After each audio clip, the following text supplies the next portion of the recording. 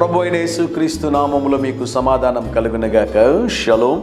మీరు తల్లిదండ్రులు అయితే దయచేసి ఈ ఉదయకాల సమయంలో ఈ వాగ్దానము మీ కొరకు.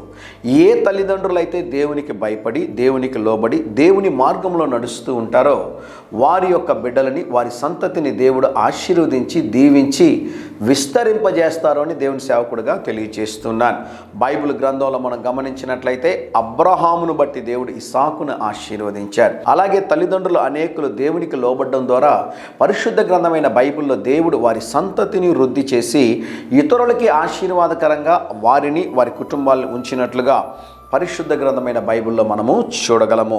ఈ ఉదయకాల సమయం కొరకు ద్వితీయోపదేశ కాండము 7వ అధ్యాయం 8వ వచనంలో ఒక్క మాటని జ్ఞాపకం చేస్తాను. దయచేసి ఈ వచనం అంతటిని మీరు పూర్తిగా చదివితే దేవుడు మాట్లాడుతూ ఉన్నాడు.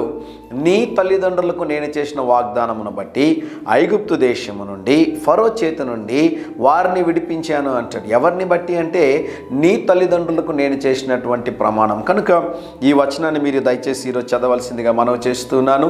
7వ అధ్యాయం 8వ వచనం. అయితే యెహోవా మిమ్మును ప్రేమించువాడు, ఆయన మిమ్మల్ని ప్రేమించేవాడు, ఆయన మిమ్మల్ని దీవించేవాడు, ఆయన మిమ్మల్ని వృద్ధి చేయువాడని దేవుని సేవకుడిగా తెలియజేస్తున్నాను. ఈ ఉదయకాల సమయంలో మీ బిడ్డలకు మీరు ఇచ్చి వెళ్ళవలసింది ఏంటో తెలుసా ప్రియులారా?